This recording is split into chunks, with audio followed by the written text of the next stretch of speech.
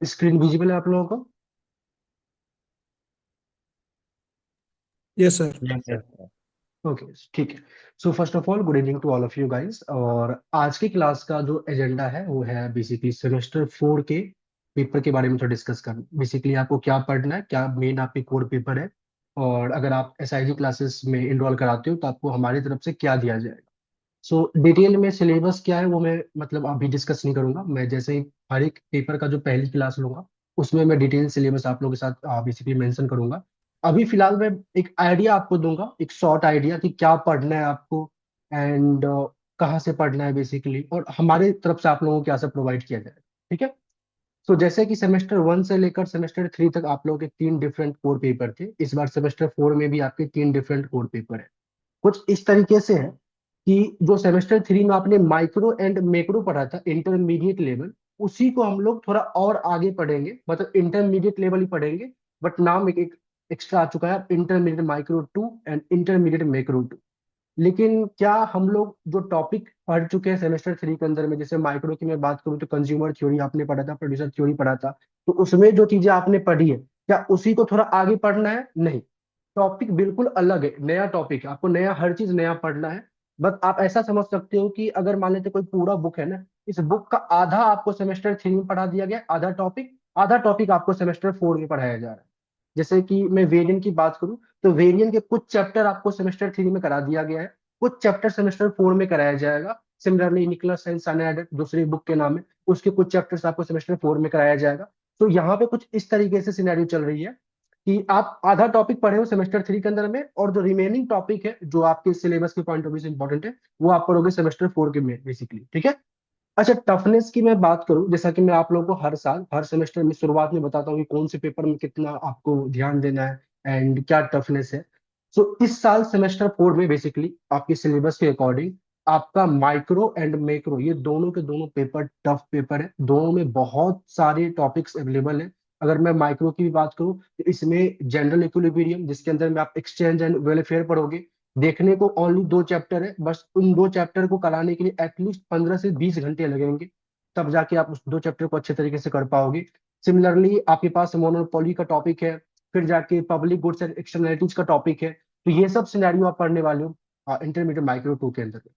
Level जो है बिल्कुल भी मतलब सेमेस्टर 1 2 3 ऐसा नहीं है। प्लीज लेना, आप इसको रिमूव कर दीजिए। ठीक है, ठीक है। तो पहले मैं मिक्सर बंद कर देता हूँ 1 सेकेंड। ठीक। सो लेवल बिल्कुल भी सेमेस्टर 1 2 3 जैसा मत समझना, सेमेस्टर 1 2 3 से ज्यादा थोड़ा अच्छा लेवल है। क्योंकि मैंने आप लोगों को सेमेस्टर 3 में भी बताया था, सेमेस्टर 2 में भी बताया था कि कौन सा पेपर पिछले से रिलेट करता है, कितना आपको मेहनत करनी है। तो आप इतना समझ लो कि जितना आपने सेमेस्टर 3 में मेहनत किया है माइक्रो के अंदर में, उससे ज्यादा आपको इस साल सेमेस्टर 4 में मेहनत करना पड़ेगा। और क्वेश्चंस के जो वेरिएंट है वो बहुत है, बहुत ज्यादा है, क्योंकि एक ही टॉपिक है और उसके कई सारे क्वेश्चंस बन सकते हैं। जब आप कंसेप्ट सीखोगे ना, तो कंसेप्ट आप जब बुक से देखोगे तो वो 10 15 पेज में निकल जाएगा, काम खत्म हो जाएगा। लेकिन इस 15 पेज में जो पैटर्न क्वेश्चंस के पैटर्न बनते हैं एग्जाम के लिए वो बहुत अलग अलग तरीके से बनते हैं। तो पहला तो ये माइक्रो की बात होगी। सिमिलरली मैक्रो की मैं बात करूं तो सेमेस्टर 3 में ना आपने थोड़ा ये नोटिस किया होगा कि आपका ना लिमिटेड सिलेबस था, मतलब ज्यादा इतना वास्ट सिलेबस नहीं था, टॉपिक बहुत कम थे। उन्हीं टॉपिक को आपको अच्छे से पढ़ने थे और उन्हीं में से घुमा फिरा के पेपर आया हुआ। लेकिन इस बार सेमेस्टर 4 के अंदर में जो मैक्रो आपको पढ़ना है, यहाँ पे टॉपिक भी आपके पास ज्यादा है, मतलब लिमिटेड टॉपिक नहीं है, कई सारे डिफरेंट टॉपिक आपको पढ़ने। ओपन इकोनॉमी के बारे में पढ़ना है, जो आपने आईएसएलएम क्लोज्ड इकोनॉमी में पढ़ा था सेमेस्टर 2 एंड सेमेस्टर 3 में, उसी आईएसएलएम को आज ओपन इकोनॉमी में पढ़ोगे और कई सारी चीजें ऐड हो जाएंगी। जैसे ही ओपन इकोनॉमी मतलब कहने का मतलब क्या है कि ट्रेड स्टार्ट हो जाएगा। ट्रेड स्टार्ट हो जाएगा तो फॉरेन एक्सचेंज मार्केट वगैरह सब इंट्रोड्यूस कर दिया जाएगा आपके सिलेबस के अंदर में। मतलब आईएसएलएम के साथ साथ आप फॉरेन एक्सचेंज मार्केट के बारे में भी बात करोगे यहाँ पे बेसिकली इंटरमीडिएट माइक्रो 2 के अंदर में। अच्छा, एक तो ओपन इकोनॉमी पढ़ना है। दूसरा क्या पढ़ना है, तो दूसरा आपको बेसिकली यहाँ पे क्राइसिस के बारे में पढ़ना है, एक और टॉपिक है। तीसरा आपको बेसिकली यहाँ पे क्या पढ़ना है, यूनिट नंबर 1 के अंदर में भी आपके पास जो है एक टॉपिक है, जहाँ पे आप ब्लांचेट से कुछ टॉपिक पढ़ने वाले हो, जैसे कि बजट के क्रॉसपॉन्ड में पढ़ने वाले हो। एंड कार्लिंग एक बुक है, उसका चैप्टर नंबर 3, जहाँ पे आप आईएसएलएम और फ्लिप्स कर इन सबको एक साथ जोड़ के पढ़ोगे। तो यहाँ पे ना जो आपका सेमेस्टर 3 के कंपेयर में अगर सेमेस्टर 4 की मैं बात करूँ, तो जो टॉपिक्स है ना वो बहुत सारे टॉपिक्स है। तो क्वेश्चंस भी अलग अलग तरीके के कई सारे बन सकते हैं। हाँ, लेकिन ना सारे टॉपिक से जो क्वेश्चंस बनेंगे ना उनका पैटर्न सेम है। मतलब कई बार ऐसा होता है ना कि हम लोग कंसेप्ट तो पढ़ लेते हैं, लेकिन इस कंसेप्ट से बहुत सारे क्वेश्चंस बन सकते हैं। जैसा कि मैंने अभी माइक्रो में बोला था आपको कि माइक्रो में आपके पास कंसेप्ट कम होगा बट क्वेश्चंस के वेरिएंट बहुत सारे बन सकते हैं, एक ही कंसेप्ट से कई सारे क्वेश्चंस बन सकते हैं। लेकिन मैक्रो में ऐसा नहीं है। मैक्रो में कंसेप्ट कई सारे हैं और हर एक कंसेप्ट से एक ही सीधा क्वेश्चन बनेगा। एक दो मतलब जो भी क्वेश्चंस बनेंगे वो सीधा डायरेक्ट क्वेश्चंस बनेंगे। मतलब आपको अगर कंसेप्ट आता है तो कहने मतलब आप क्वेश्चन अटेम्प्ट कर लोगे। बट माइक्रो में ऐसा नहीं है। माइक्रो में कंसेप्ट के साथ साथ आपको क्वेश्चंस के पैटर्न की भी प्रैक्टिस करनी बहुत इंपॉर्टेंट है। तो कुछ इस तरीके से ओवरव्यू है आपका माइक्रो एंड मैक्रो के सिलेबस के बारे में। जैसा कि मैंने ऑलरेडी आप लोगों को बताया है कि डिटेल एक्सप्लेनेशन सिलेबस की मैं first class of each paper में दूंगा। अब बारी आती है इंट्रोडक्टरी इकोनोमेट्रिक्स की, जो कि पहली बार इंट्रोड्यूस किया गया है सेमेस्टर 4 के अंदर में। अब इसमें क्या पढ़ना है? जो आपने सेमेस्टर 2 के अंदर में स्टैट्स पढ़ा था, जो भी आपने डेटा के पॉइंट ऑफ व्यू से चीजें को सीखी थी, कौन सा डेटा कैसा होता है, कौन सा डेटा मतलब में कितनी वेरिएबिलिटी है, कौन सा डेटा गुड एस्टिमेटर कहलाता है, कैसे उसको एस्टिमेट करते हैं, एस्टिमेशन का कंसेप्ट आपने सीखा था। फिर हाइपोथेसिस टेस्टिंग आपने सीखा था। अब उन्हीं सभी चीजों को आप प्रैक्टिकली कैसे डेटा के हेल्प से आप मॉडल बनाओगे और उस मॉडल को चेक करोगे कि सच में वो मॉडल सही है या नहीं। मतलब कहने का मतलब आप ऐसा कर रहे हो कि आप ना मतलब अगर कोई भी पर्टिकुलर चीज के लिए, कोई पर्टिकुलर इक्वेशन के लिए अगर 3 स्टेप है, 1 2 3, तो ऑलरेडी आपने सेकेंड एंड थर्ड पढ़ लिया है। मतलब स्टैट्स का यूज जो होगा, मतलब कोई भी मॉडल आपके पास बन के तैयार हो चुका है, उसको कैसे चेक करना है कि वो गुड एस्टिमेटर है या नहीं है, एंड और भी जो चीजें आपने सीखी है वो ऑलरेडी आपने सेमेस्टर 2 के स्टैट्स में सीख लिया। लेकिन वो इक्वेशन बना कैसे? अगर मेरे पास डेटा गिवन है तो इस डेटा से इक्वेशन बना कैसे? जैसे लेट सपोज मैं कुछ इस तरीके से बोल रहा हूँ कि ये ना वाई आई एक डिमांड है, और ये डिमांड किस पे डिपेंड करता है? तो प्राइस के ऊपर डिपेंड करता है। तो आप बोलते थे 100 प्लस में नॉट प्लस, क्योंकि डिमांड फंक्शन है तो वन सेकंड, डेफिनेटली नेगेटिवली स्लॉप्ड होगा। सो मैं इसको माइनस करता हूँ।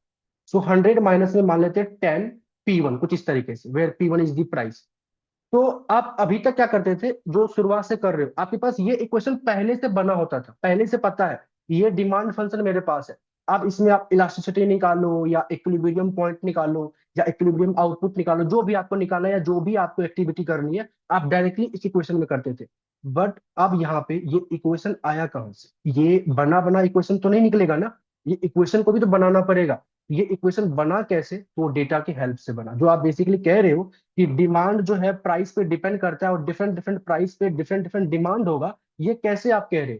इसके लिए जो ये रिलेशन आपने तैयार किया, ये रिलेशन कैसे बना? ये सब चीजें आप सीखोगे इकोनॉमेट्रिक्स के अंदर में। मतलब अब आप डेटा से एक इक्वेशन को तैयार करोगे, और जैसे वो इक्वेशन तैयार हो गया, अब उस पे जो आपने स्टैटिस्टिकल टूल्स यूज किया था वो सब यूज करने वाले। तो इकोनॉमेट्रिक्स बहुत ही बढ़िया पेपर है। यहाँ पे आप एक्चुअली में जो आगे चल के, जैसे आप इकोनॉमिक्स ऑनर्स कर रहे हो और आगे चल के आप किसी भी कॉर्पोरेट लाइन में जॉब करोगे, किसी भी बैंक में जॉब करोगे, डेटा एनालिटिक्स का काम करोगे, तो वहां पे जो एक्चुअली में आपको आपकी जो पढ़ाई जहाँ पे यूज होने वाली है, वो इसी पेपर का यूज होने वाली है। और सी आपके पास जब इंटरव्यू अगर होता है जॉब का, तो वहां पे भी अगर इंटरव्यूअर आपसे आपके सिलेबस के पॉइंट ऑफ व्यू से कुछ पूछता है, तो वो इकोनॉमेट्रिक्स से ही पूछता है, इकोनॉमेट्रिक्स से और स्टैट्स से। बाकी यही दो टॉपिक इंपॉर्टेंट होते हैं आपके इंटरव्यू के पॉइंट ऑफ व्यू से। तो बाकी क्या सब पढ़ना है, कैसे पढ़ना है, मैं आप लोग को बताऊंगा। अब बात करते हैं। अच्छा, यहाँ तक किसी को डाउट है? कुछ कुछ पूछना हो एनीवन? No sir. चलो ठीक है, आई होप आप लोगों को सर शॉर्ट अभी। यस बताओ। सर इकोनोमेट्रिक्स में आर भी होती है ना? आर भी होती है, ग्रेटल भी होती है, पाइथन भी होती है, 4 5 6 7 मतलब सॉफ्टवेयर। कॉलेजेस में उसका कोई प्रैक्टिकल होता है आर का? बिल्कुल बिल्कुल बिल्कुल, वो मैं आपको तो समझाऊंगा, वो अभी भी बताऊंगा। आप कराओगे? अब मैं बताता हूँ मैं क्या करूंगा क्या नहीं कराऊंगा। ठीक है। Okay sir. ठीक। और एनीवन कोई doubt? Sir syllabus related syllabus change हुआ है इस बार या नहीं फिर नहीं, सेम ही रहेगा? लास्ट ईयर वाला ही सिलेबस है अभी तक, फिलहाल लास्ट ईयर वाला सिलेबस है। अगर कुछ चेंज होता है तो जनवरी में अपडेट आएगा। अगर अपडेट आता है तो उस अकॉर्डिंग आप लोग चेंज में बेसिकली हो सकते हैं, कुछ यूनिट्स चेंज हो जाए, मतलब कुछ टॉपिक्स चेंज हो जाए, डेट्स इट। या कुछ क्वेश्चंस के पैटर्न चेंज हो जाए, और कुछ नहीं। ठीक है। यस भूमि, इस बार प्रैक्टिकल भी आपके होंगे। मैं आपको समझाता हूँ इकोनॉमेटिक्स में क्या सब होगा। और कोई डाउट एनीवन? फिलहाल तो कोई डाउट नहीं होनी चाहिए, बाकी चलो आप देखते हैं आगे। लेटेस्ट सपोज आप यहाँ पे ना इनरोल करवाते हो, तो आपको क्या सब मिलेगा, क्या सब करना है, मैं आपको वो समझाता हूँ। देखिए, जैसा कि ऑलरेडी आप लोगों को पता है कि कुछ चीजें जो सेमेस्टर 1 से लेकर सेमेस्टर 3 तक आप लोग अगर मेरे से पढ़े हो, चाहे इनरोल्ड बैच में या फिर चाहे जुड़े होते हैं, तो आपको डेफिनेटली कुछ कुछ आइडिया होता है कहाँ पे क्या मिलने वाला है। तो डेफिनेटली सी बात है, लाइव क्लासेस होंगी आपके हर एक पेपर का, इंट्रोडक्टरी इकोनॉमेट्रिक्स का, माइक्रो का, मैक्रो का। मैक्रो का कंसेप्ट बिल्कुल सेमेस्टर 3 जैसा ही चलेगा, आपको पहले से सिलेबस दे दिया जाएगा, पहले आपको ये कंप्लीट करना है, और इसमें जो भी डाउट्स वगैरह आपको क्रिएट होंगे वो आप बेसिकली पूछ सकते हो। और इंट्रोडक्टरी इकोनॉमेट्रिक्स एंड माइक्रो का शुरुआत में 1-to-1 डेली लाइव क्लासेस होंगी, मतलब क्लास की शेड्यूल क्या होंगी वो भी मैं आपको बताऊंगा। तो सबसे पहले तो लाइव क्लासेस होंगी सारी पेपर की, साथ साथ में लाइव क्लासेस के रिकॉर्डिंग लेक्चर्स आपको मिलेंगे। अगर आप कोई लाइव क्लास मिस कर जाते हो तो उसको आप रिकॉर्डिंग लेक्चर से कवर कर सकते हो। इसके बाद बुकलेट आपको दिया जाएगा, जैसा कि आपको पहले से पता है, बुकलेट नॉर्मली जो आपका प्रैक्टिकल न्यूमेरिकल पेपर्स होता है उसके लिए दिया जाता है। तो इकोनॉमेट्रिक्स के लिए आपको बुकलेट दिया जाएगा फुल फ्लेज, जैसे कि आप लोगों को एमएमई में दिया गया था, स्टैट्स में दिया गया था। मैं आपको दिखाता हूँ, कुछ इस तरीके से बुकलेट हो गया। आप लोग को बुकलेट विजिबल है? Yes yes sir. सर।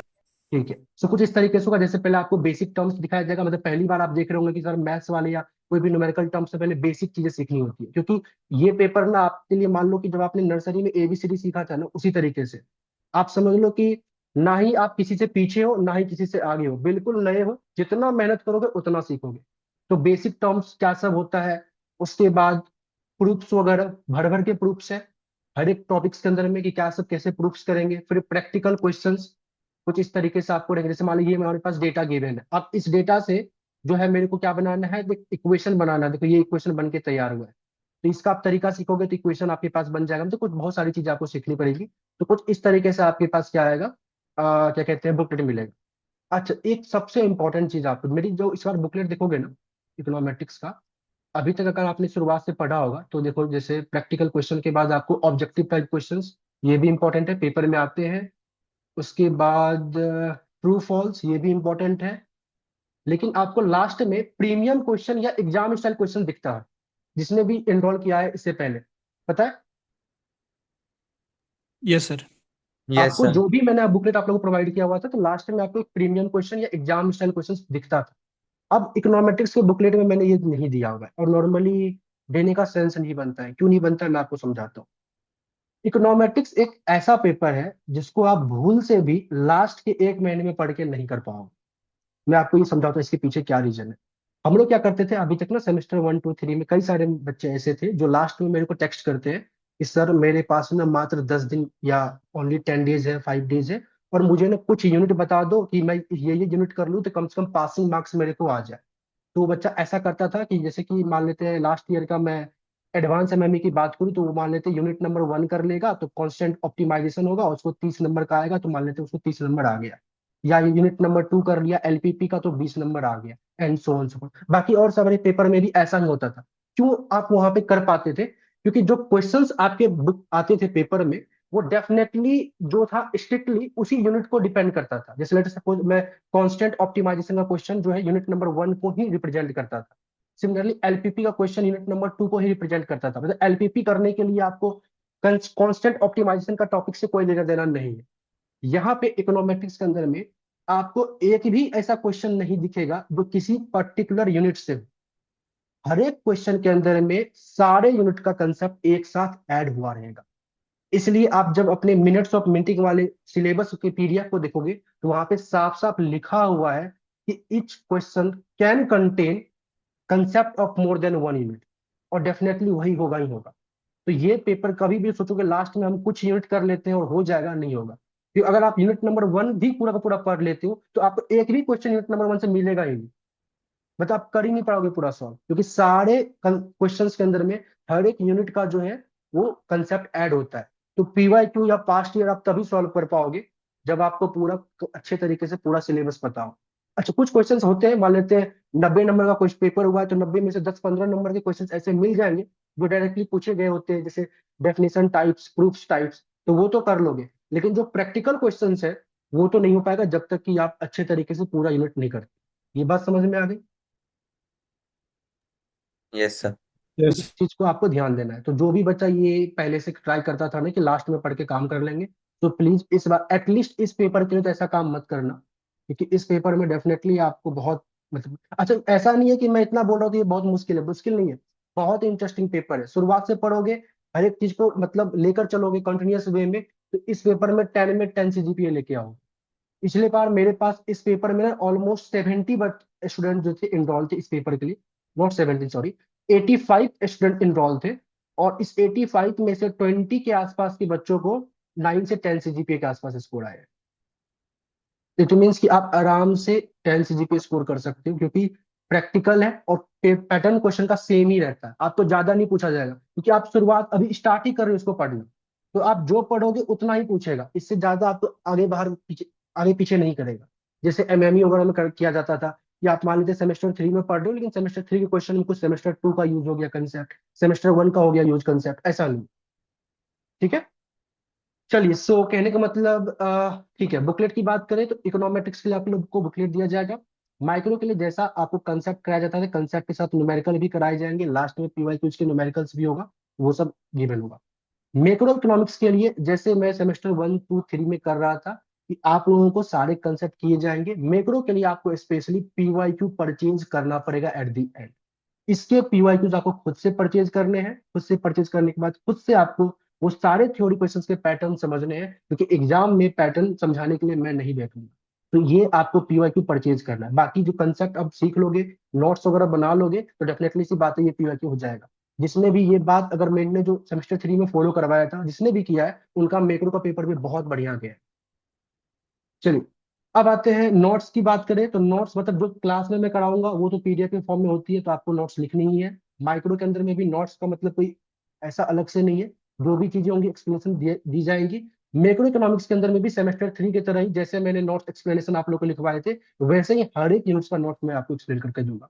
मेरे पास कुछ बच्चों का नोट्स मतलब जो मैंने करवाए हैं वो लिखा हुआ है, बट मैं अगेन वही बात कहता हूँ कि नोट्स अगर आप खुद से बनाते हो समझ समझ कर, तो वो ज्यादा एग्जाम में आपको हेल्प करता है, जिस टाइम पे आप उसको याद कर रहे होते हो। रीडिंग्स बैक सॉल्यूशंस की बात करें तो इकोनॉमेटिक्स के लिए ना, इसके लिए आपको एक बुक फॉलो की गई है, दैट इज DN गुजराती। इससे आपको पूरा का पूरा पढ़ना है। तो आप बुक के भी सारे क्वेश्चंस कर सकते हो, साथ साथ जो मैं बुकलेट प्रोवाइड करूंगा, बुकलेट के अलावा कोई बुक करने की जरूरत नहीं है मेरे अकॉर्डिंग तो। बट स्टिल अगर आपको मन है बुक रीडिंग्स परचेज करके रीडिंग्स को पढ़ने का, तो डेफिनेटली आप पढ़ो, अच्छी बात है, आप बहुत कुछ सीखोगे। तो अगर मान लेते बुक के कोई क्वेश्चंस करते हो जो मान लेते मैंने बुकलेट में नहीं दिए, शायद ही ऐसा कोई क्वेश्चन होगा जो बुकलेट में अवेलेबल नहीं होगा, बट स्टिल अगर मान लीजिए कोई क्वेश्चन ऐसा है बुक का जो आप कर रहे हो लेकिन बुकलेट में नहीं दिए गए, तो इसका सॉल्यूशन आपको चाहिए होगा, तो उसके सॉल्यूशंस आपको मिल जाएंगे। सिमिलरली माइक्रो के अंदर में भी अगर आप बुक सॉल्व करते हो तो उसके सॉल्यूशंस आपको मिलेंगे। और मैक्रो इकोनॉमिक्स के लिए जैसा सेमेस्टर 2 3 एंड 1 में हो रहा था कि जितने भी पॉसिबल सॉल्यूशंस हो सकते हैं, हर एक चैप्टर के सॉल्यूशंस आपको मिलेंगे रीडिंग्स बैक सॉल्यूशंस करके। जैसे सेमेस्टर 3 में मिला था, जैसे सेमेस्टर 2 में मिला था, उसी तरीके से सेमेस्टर 4 में भी आपको मिलेगा। अब बात आते हैं प्रीमियम और you can say PYQ classes के लिए। तो यस, तीनों ही पेपर के लिए आपको प्रीमियम क्लासेस और PYQ सॉल्यूशन दिए जाएंगे, नॉट तीनों पेपर। इसके लिए PYQ आपको खुद से परचेज करना पड़ेगा। मैक्रो के लिए PYQ खुद से परचेज करना पड़ेगा। इकोनॉमेट्रिक्स एंड माइक्रो इन दोनों के PYQs है, मतलब जो भी चीजें हैं, ये सब मैं करूंगा, आपको बाहर से कुछ नहीं करना। सिर्फ और सिर्फ मैक्रो के लिए 100 200 जितने में आता है PYQ लेना पड़ेगा, सो डेट कि आप क्वेश्चन के पैटर्न को समझ सको। क्योंकि एक ही क्वेश्चन को मैक्रो के अंदर में 4 अलग तरीके से एग्जामिनर पूछ सकता है। क्वेश्चन पूछने का तरीका 4 अलग है, बट आंसर एक ही होगा उसमें। तो क्वेश्चन का पैटर्न और आंसर क्या देना है क्या नहीं देना है वो आपको खुद समझना है। अब बात आता है डाउट सेशन। तो वही सेम पैटर्न होगा जैसा आप लोग हमेशा करते थे। आप व्हाट्सएप पे भी डाउट पूछ सकते हो, आप क्लास में भी डाउट पूछ सकते हो। तो क्लास के जैसे क्लास के बाद में भी डाउट पूछ सकते हो, और व्हाट्सएप के थ्रू आप डाउट पूछते ही हो। कई बार ऐसा होता है कि मैं तुरंत रिप्लाई कर देता हूँ, कई बार ऐसा होता है कि मैं थोड़ा लेट रिप्लाई करता हूँ, हाँ लेकिन रिप्लाई मैं करूंगा। अच्छा, कई बार ऐसा भी सिनेरियो होता है कि आप कुछ डाउट पूछते हो और मैंने बहुत देर बाद देखा है और वो आपके डाउट बहुत नीचे चले जाती है क्योंकि कई सारे मैसेज आए हुए थे, तो आप दोबारा से भी बेसिकली क्वेश्चन मार्क करके पूछ सकते हो। उसके बाद ठीक है, ये जो है ना all required previous semester class, इसका बेसिकली मतलब ये है कि जब आप इकोनॉमेट्रिक्स पढ़ोगे ना, तो इसके लिए आपको स्टैट्स का जो सेमेस्टर 2 में आपने पढ़ा था वो नॉलेज होना चाहिए। तो सेमेस्टर 2 के जो स्टैट्स का जो भी टॉपिक इकोनॉमेट्रिक्स के अंदर में यूज होगा, वो सारे आपको प्रोवाइड किए जाएंगे। सिमिलरली जो मैक्रो की मैं बात करूं तो मैक्रो के अंदर में जो आपने सेमेस्टर 2 के अंदर में ISLM पढ़ा था, इसका यूज होगा यहाँ पे। सिमिलरली सेमेस्टर 3 में फिलिप्स कर पढ़ा था, इसका यूज होगा यहाँ पे। तो जितने भी पिछले सेमेस्टर, सेमेस्टर 3, सेमेस्टर 2, सेमेस्टर 1 का जो भी टॉपिक अगर यूज होता है आपके इस सेमेस्टर 4 के अंदर में, उन सभी टॉपिक की क्लासेस आप लोगों को पहले से प्रोवाइड की जाएंगी। और हमेशा कोई भी टॉपिक पढ़ाने से पहले उस टॉपिक का बेसिक डिस्कस जरूर किया जाएगा। क्लियर है? यहां तक कुछ पूछना है नहीं? No sir. चलिए, अब यहां तक पूछना नहीं है तो आगे अब बात करते हैं आईएनसीए के लिए। इस चीज को ध्यान से सुनिएगा अभी, ठीक है? जैसा कि आपको पता है कि 90 मार्क्स का आपका होता है एक्सटर्नल पेपर और 70 मार्क्स का आपका होता है इंटरनल। तो मैं कुछ इस तरीके से लिख रहा हूँ, हर एक पेपर को मैं बांट रहा हूँ। 90 नंबर का होगा आपका एक्सटर्नल और 70 मार्क्स का होता है आपका इंटरनल। वो कुछ इस तरीके से बटा होता है। 30 मार्क्स का होता है आपका आईए एंड 40 मार्क्स का होता है आपका सीए, कॉन्टिन्यूस असेसमेंट। सिमिलरली यहाँ पे 90 मार्क्स का एक्सटर्नल और 70 मार्क्स का सेम, 30 मार्क्स का आईए एंड 40 मार्क्स का सीए। सेम यहाँ पे भी 90 मार्क्स का एक्सटर्नल, 70 मार्क्स में 30 मार्क्स का आईए, 40 मार्क्स में सीए, कुछ इस तरीके से, ठीक है? यहाँ पे जो 90 नंबर का एक्सटर्नल आपका होगा, जो ये होगा सेम, तो मतलब जैसे होता है पेपर आपका 90 नंबर का आएगा, आपको उसको सॉल्व करना है। 70 मार्क्स का जो ये आपका आईए एंड सीए होगा, तो वो आपके प्रोफेसर के पैटर्न के अनुसार होगा। वो आपसे टेस्ट लेंगे, वो आपसे हो सकता है कुछ प्रोजेक्ट बनाए या कोई बोल दे असाइनमेंट वगैरह जो सबमिट करो, या अटेंडेंस वगैरह जो नॉर्मली अभी तक सेमेस्टर 1 से लेकर सेमेस्टर 3 तक आपका आता जा रहा है, वो इन दोनों पेपर में सेम वही फॉलो होगा, कुछ अलग नहीं होने वाला है। तो जैसा आपको मतलब मैं पूरा का पूरा आपको सिलेबस कराऊंगा, तो आप ये 90 और ये 70, ये 90 और ये 70 पूरा का पूरा आप आराम से कर सकते हो। कहने का मतलब ये, लेट सपोज कि मैं यूनिट नंबर 1 पढ़ा रहा हूँ या मैं यूनिट नंबर 2 पढ़ा रहा हूँ, और आपके कॉलेज में किसी और यूनिट का टेस्ट हो रहा है या किसी और यूनिट का इंटरनल असेसमेंट है, तो डेफिनेटली सी बात है मेरे पास पास्ट रिकॉर्डेड लेक्चर्स अवेलेबल है, तो वो आपको प्रोवाइड कर दिया जाएगा सो दैट कि आप आईए और सीए में अच्छा स्कोर कर पाओ। ये बात क्लियर हुई? Yes sir. यस चलिए, सर। अब आते हैं हम लोग इकोनॉमेट्रिक्स में, इसको ध्यान से सुनिएगा। 90 मार्क्स का एक्सटर्नल पेपर होगा, इसमें जो भी होगा वो मैं पूरा का पूरा आपको कराऊंगा, मतलब पूरा सिलेबस, मतलब जो क्वेश्चंस आते हैं क्वेश्चंस आएंगे। ये जो 70 मार्क्स में 30 मार्क्स का आईए होगा, इस आईए के अंदर में हो सकता है आपका टेस्ट हो, कुछ अटेंडेंस के मार्क्स जुड़े होते हैं, और कुछ आपके लेटर सपोज हो सकता है असाइनमेंट वगैरह के मार्क्स जुड़े होते हैं। ये जो आपको 40 मार्क्स का सीए दिख रहा है, ये यहाँ पे थोड़ा अलग है। इस 40 मार्क्स के सीए को कुछ इस तरीके से ब्रेक किया गया है। 20 मार्क्स का प्रैक्टिकल, 10 मार्क्स का अगेन प्रैक्टिकल, 10 मार्क्स का वाइवा। ये अकॉर्डिंग टू ड्यू के जो रूल है, जो सिलेबस का रूल है वैसा है। लेकिन क्या ये दोनों मतलब हर एक कॉलेज में फॉलो होता है? ये जरूरी नहीं है। अगर आपका टीचर हो सकता है कि इसको कुछ इंटरचेंज भी कर दे, या वो ऐसा भी हो सकता है कि 20 मार्क्स का प्रैक्टिकल ले ले या 20 मार्क्स का वाइवा ले ले, कुछ भी ले ले। क्लियर है? अब कहते हैं सर प्रैक्टिकल में क्या होगा? तो प्रैक्टिकल के अंदर में आपको ना आपके मतलब सिलेबस के अकॉर्डिंग कुछ क्वेश्चंस गिवन होते हैं। नॉर्मली या तो कुछ क्वेश्चंस गिवन होते हैं, या नॉर्मली आप कोई भी एक सिंपल डेटा लेते हो, और इस डेटा को आप सीखते हो किसी भी सॉफ्टवेयर के थ्रू इसको यूज करना। अब ड्यू की तरफ से ना इसके लिए कई सारे सॉफ्टवेयर आप लोगों को दिए गए हैं। एक तो आर, ग्रेटेल, पाइथन, और भी कई सारे, एसक्यूएल। तो कई सारे अलग अलग डिफरेंट डिफरेंट सॉफ्टवेयर है, तो कोई भी कॉलेज कोई भी सॉफ्टवेयर को यूज कर सकता है। तो कहने का मतलब क्या है, ये पूरा का पूरा डिपेंड करता है कि आपके कॉलेज के जो प्रोफेसर है जो ये पेपर पढ़ाएंगे उनके ऊपर, कि वो कौन से सॉफ्टवेयर को यूज कर रहे हैं और वो क्या करा रहे हैं। और साफ साफ बात है, ये आपके कॉलेज के प्रोफेसर ही आपसे कराएंगे। तो कहने का मतलब ये है कि इसके अंदर में ये जो भी आपको सॉफ्टवेयर सिखाया जाएगा, ये आपको आपके कॉलेज से ही सीखना पड़ेगा। ये मैं आप लोग को प्रोवाइड नहीं करूंगा। क्यों नहीं करूंगा, इसके पीछे मैं रीजन बता रहा हूँ। क्योंकि सारे सॉफ्टवेयर सिखाना इज नॉट पॉसिबल। इसके लिए कई सारे आपके पास, मेरे पास भी कई सारे सॉफ्टवेयर होने चाहिए, टाइम होना चाहिए, और कई सारे मतलब सपोज इक्विपमेंट्स भी होने चाहिए। तो ये आपको आपके कॉलेज में जो भी सॉफ्टवेयर कराया जाएगा वो पढ़ना पड़ेगा। जैसे सपोज कोई एक कॉलेज किसी के यहाँ आर हो रहा होगा, कोई एसक्यूएल पे काम करा रहा होगा, कोई ग्रेटल पे काम करा रहा होगा। नॉर्मली ग्रेटल चलता है नॉर्मली कॉलेज के अंदर में, बट कई सारे कॉलेज आर को यूज करते हैं, कई सारे कॉलेज एसक्यूएल को यूज करते हैं, और कुछ रेयर कॉलेज है जो पाइथन को भी यूज करते हैं। तो डिपेंड करता है कि आपके कॉलेज में क्या हो रहा है। तो ये बेसिकली आपका ये 20 मार्क्स के लिए इंपॉर्टेंट है। और ये 20 मार्क्स आपको कैसे आएगा? जब आप ये सॉफ्टवेयर सीखोगे, और ये सॉफ्टवेयर सिखाएगा कौन? तो आपके कॉलेज का प्रोफेसर। तो कम से कम एटलीस्ट आपको ये सॉफ्टवेयर सीखने के लिए कॉलेज पे डिपेंडेंट होना पड़ेगा। ये बात समझ में आ गई? कोई डाउट हो तो आप लोग पूछ सकते हो। इजी नहीं होता है, पढ़ना पड़ेगा, पढ़ोगे तो इजी है, अदरवाइज इजी नहीं है निशान। यस, तो सर वो एनीवन? 20 नंबर का प्रैक्टिकल एक्सटर्नल टाइप होगा, बाहर से आएंगे, या फिर सर नहीं वही नहीं, टीचर कॉलेज के लेंगे? अंदर ही होता है, कई बार कॉलेज के अंदर ही होता है, नॉर्मली कॉलेज के अंदर होगा, आपके प्रोफेसर लेंगे ये पूरा 40 नंबर। Okay sir. क्योंकि सीए है ना, कॉन्ट्रेक्ट असेसमेंट। कई बार ऐसा भी होता है कि, वैसे तो अभी तक मैंने देखा नहीं है, क्योंकि जब ये रूल बन रहा था तो उस टाइम पे तो ऐसा बताया गया था कि बाहर से आएंगे प्रैक्टिकल लेने के लिए, ऐसा सो सो पर। बट मैंने जितने भी स्टूडेंट से पूछा, उनका तो कहना है कि कॉलेज के लैब में कॉलेज के प्रोफेसर ही लेते हैं। आपके जो कॉलेज में लैब होगा ना, उसी में आपको कोई एक डेट दिया जाएगा, उस डेट को मतलब आपका ये 20 नंबर का प्रैक्टिकल होगा। और इवन आपको डेटा वगैरह भी पहले से बताया गया होता है कॉलेज में कि कौन सा डेटा पे आपको क्या काम करना है। तो आप आराम से स्कोर कर सकते हो। Not that much of problematic कि आपको कुछ होगा ही नहीं, मतलब अचानक से कुछ भी दे देगा, नहीं। ये सब आपको पहले से पता होगा, कौन डेटा पे क्या रन करना है और किस सॉफ्टवेयर को यूज करना है। क्लियर? आपको ये चारों नहीं सीखने हैं, इनमें से कोई एक ही चीज आपके कॉलेज में कराया जाएगा, और आपके कॉलेज के टीचर ही कराएंगे और वही आपसे पूछेंगे। क्लियर है? Yes sir. Yes, sir. और कोई डाउट एनीवन? Sir, चलो। I have a doubt regarding intermediate micro two. Yes. So जैसे micro one था उसमें we have variant and our colleges have told us कि variant की workbook करनी है. Is this the same for micro two?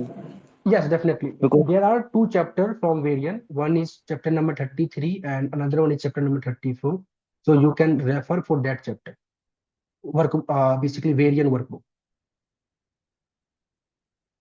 Okay. So basically now the so, syllabus of your intermediate micro are different. I think total 2 or 3 readings are there. One is Hollard variant, second one is Nicholas and Snyder, और third one is, I think मुझे check करना पड़ेगा एक बार। सो जो हॉलर variant का syllabus है उसके लिए आप वर्कबुक को सॉल्व कर सकते हो, उसके क्वेश्चन को सॉल्व कर सकते हो, बट नॉर्मली आपको डायरेक्टली डिपेंडेंट नहीं होना उसी क्वेश्चन के ऊपर में, क्योंकि पैटर्न क्वेश्चन के अलग अलग आ सकते हैं। Clear Aryan? okay sir. Sir yes. आप भी क्वेश्चन प्रैक्टिस कराओगे ना माइक्रो के? डेफिनेटली आपको कुछ नहीं करना माइक्रो के लिए, सब क्वेश्चन प्रैक्टिस, न्यूमेरिकल, हर चीज कराओ। क्लियर? मैंने आपको क्या बताया, आपको सेमेस्टर 4 के अंदर में सिर्फ और सिर्फ ये जो सॉफ्टवेयर सिखाया जा रहा है इकोनॉमेट्रिक्स का, ये आपको आपके कॉलेज से सीखना है। और एट द एंड टाइम पे मैक्रो इकोनॉमिक्स के लिए, एमएसी के लिए पीवाईक्यू परचेज करना है। पीवाईक्यू परचेज करने का मतलब ये नहीं कि मतलब कुछ कराऊंगा ही नहीं, आपको आइडिया होगा हर एक कंसेप्ट का, लेकिन क्वेश्चंस का पैटर्न क्या होता है, उसका क्या सॉल्यूशंस है, ये समझने के लिए आपको पीवाईक्यू परचेज करना है। इसके अलावा आपको टोटली मेरे पे डिपेंडेंट होना है, मैं ही हर चीज कराऊं। इसके अलावा आपको बाहर से कुछ नहीं करना। क्लियर? Yes, sir. ठीक है, तो डेफिनेटली सी सर बात है, माइक्रो में, आइए। यस, बताओ। सर मैक्रो के लिए रीडिंग्स पढ़ना भी जरूरी है क्या? नहीं नहीं, वैसे तो कोई जरूरत नहीं है, बट अगर आप परचेज करते हो, आप पढ़ते हो तो अच्छी बात है। मैं तो शुरुआत से बच्चों को कहता हूँ कि आप परचेज करो, पढ़ो, थ्योरी पेपर है, आप पढ़ सकते हो, लेकिन बट नॉट नेसेसरी। जितने भी एग्जाम ओरिएंटेड टॉपिक्स होंगे वो मैं कराऊंगा क्लास के अंदर। क्लियर? Yes sir. चलिए, सो आईएनसीए में क्या सब एक तरीके से पैटर्न है और क्या सब मिलेगा, आई होप आप लोग को आइडिया हो चुका होगा। सो मेनली आपको जो सॉफ्टवेयर है उसके लिए थोड़ा ध्यान देना है। क्लास शेड्यूल की मैं बात करूं तो वीक में 4 क्लास होंगी आपकी, और शुरुआत में 2 क्लास होगा इकोनॉमेट्रिक्स के लिए, 2 क्लास होगा माइक्रो के लिए। सो वीक में 4 क्लासेस होंगी। क्लासेस का ड्यूरेशन होगा आपका 1.5 आवर का, और कई बार 1.5 आवर से 10-15 मिनट ऊपर नीचे भी हो सकता है, या 1 आवर का भी हो सकता है। तो वो कुछ भी हो सकता है, वो टॉपिक पे डिपेंड करता है। क्लास की टाइमिंग जो है ऑन एन एवरेज 6 PM रहेंगी आपकी हर एक दिन, और ये 6 से 6:30 PM भी हो सकती है, 7 PM भी हो सकती है, बट 6 से पहले नहीं होगा, 6 के बाद ही होगा। जब पहले होता है तो 10-15 मिनट पहले होगा, और कुछ नहीं है। तो 6 PM के अराउंड आपके पास क्लास की टाइमिंग रहेगी। यहाँ तक क्लियर? सर एंड डेज कौन कौन से रहेंगे? डेज के लिए मैं जल्द करना आप लोगों के साथ ना शेड्यूल शेयर कर दूंगा। वैसे नॉर्मली डेज आपका होगा Friday, Saturday and Monday, Tuesday. Okay sir. ठीक है, बाकी शेड्यूल आप लोग को मिल जाएंगे। यहां तक में कुछ पूछना है एनीवन? कोई डाउट? चलिए यहां सर तक में इसमें अगर, यस, सर सेमेस्टर 1 के जैसे वो डिस्ट्रीब्यूशन थे, नॉर्मल, पॉइजन, ये वाले बाइनोमियल वगैरह, इनकी नॉलेज भी होनी चाहिए। नहीं नॉट डेट मच हो, बट बेसिक होना चाहिए। नॉर्मल का तो होना ही चाहिए, नॉर्मल डिस्ट्रीब्यूशन तो हर जगह यूज होगा, बट ज्यादा इंपॉर्टेंट नहीं है। उससे जो अगर यूज होगा तो उसकी लेक्चर रिकॉर्डेड। डेफिनेटली कोई भी टॉपिक का सेमेस्टर 1 2 3 कुछ भी अगर यूज होता हो तो उसकी प्रॉपर क्लास आप लोग को दी जाएगी। ठीक है, जैसे ओके कि सर। सेमेस्टर 2 में स्टैट्स में आप लोगों ने पढ़ा था हाइपोथेसिस टेस्टिंग, अगर आपको याद हो, वो पूरा का पूरा हाइपोथेसिस टेस्टिंग आपको यहाँ पे यूज होगा। तो सबसे पहले आपको हाइपोथेसिस टेस्टिंग की ही पूरी वीडियोस दी जाएंगी। क्लियर? चलिए, सो यहाँ तक आप लोगों को समझ में आ गया कि एक्चुअली में कौन कौन से पेपर है, क्या सब पढ़ना है, क्या टफनेस है, क्या है नहीं है, बाकी क्या मिलेगा और क्या करना है खुद से। तो अब हम लोग आते हैं थोड़ा फी डिटेल्स के अकॉर्डिंग, जो कि मैंने आप लोग को ऑलरेडी शेयर कर दिया है, बट फिर भी मैं थोड़ा सा आप लोग को ब्रेक डाउन कर देता हूँ यहाँ पे लाइव में, और कोई आप लोगों को क्वायरी हो तो आप पूछ सकते हो। जो भी मैंने यहाँ पे फी लिखी हुई है वो सब आफ्टर ऑल डिस्काउंट है, मतलब ऐसा कुछ नहीं है कि इस अमाउंट में कोई डिस्काउंट, ऐसा कुछ नहीं होगा, ये आफ्टर ऑल डिस्काउंट है। अगर आप इंडिविजुअली किसी भी पेपर के लिए एक्सेस लेते हो, मतलब इंडिविजुअली और ग्रुप, ये दो अलग अलग पैटर्न है। पहला ऐसा पहले नहीं होता था, बट अब मार्केट के डिमांड के अनुसार मेरे को करना पड़ा, बट ठीक है, मुझे तो सही नहीं लगता, बट स्टिल ठीक है। सो इंडिविजुअली अगर आप एक्सेस लेते हो तो कहने का मतलब क्या है कि माइक्रो 2 और मैक्रो 2, जो नॉर्मली सेमेस्टर 2 से लेकर सेमेस्टर 3 तक जो फीस थी 5500, वही फीस है। और इकोनॉमेटिक्स की फिक्स आपको 500 एक्स्ट्रा दिख रहा होगा, 6000 रुपीज।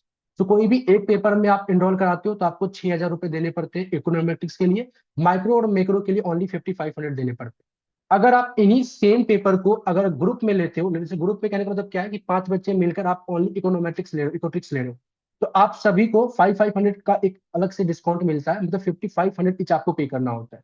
अगर आप माइक्रो लेते हो तो 5000 पे करना होता है, मैक्रो लेते हो तो 5000 पे करना होता है। अगर मान लेते हैं कंबाइन तीनों ही पेपर का एक्सेस लेते हो तो इंडिविजुअली को पे करना होता है 15 के, मतलब 15,000 रुपए, जिसके अंदर में आपको ऑल 3 कोर पेपर की क्लासेस दी जाती है।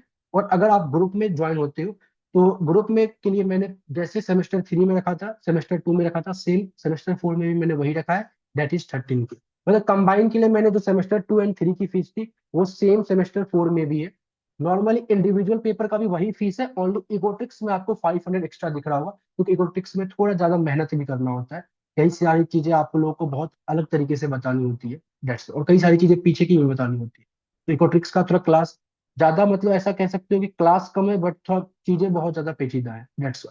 तो ये कुछ इस तरीके से आपके पास फ्री डिटेल्स है। मतलब अगर आप इंडिविजुअली अगर एक्सेस लेते हो ऑल 3 कोर पेपर की तो वो आपको 15 के में पड़ेगा। और अगर आप ग्रुप के साथ ज्वाइन करते हो 5 बच्चे के ग्रुप के साथ तो आपको वो 13 के में पड़ेगा, ऑल 3 कोर पेपर। अच्छा, ये ग्रुप बेसिकली जैसे 5 लोगों का आपने ग्रुप बनाया है, ये 13 के हर एक आदमी को, हर एक इच इंडिविजुअल को पे करना पड़ेगा।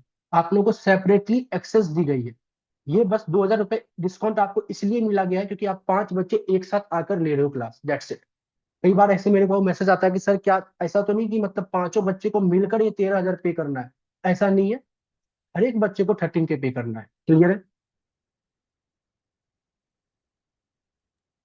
Yes sir. अच्छा, और वो सारे बच्चे जिन्होंने ऑलरेडी सेमेस्टर 4 के लिए एनरोल कर लिए थे, जैसे सेमेस्टर 3 के अंदर में मैंने सेमेस्टर 3 एंड 4 का मतलब निकाला हुआ था, तो उन सभी को कुछ पे नहीं करना। उन सभी को जैसा ही ग्रुप बनेगा, क्लास स्टार्ट होगा, आप लोग को ऑलरेडी ग्रुप में ऐड कर दिया जाएगा।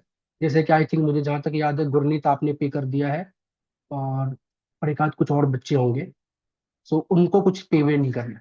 क्लियर? Yes sir. चलिए, किसी को कुछ पूछना है फी डिटेल्स के रिगार्डिंग या कोई भी चीज ऐसा? सर इकोट्रिक्स के बुकलेट के सॉल्यूशंस दिए जाएंगे? बिल्कुल दिए जाएंगे। Anything else?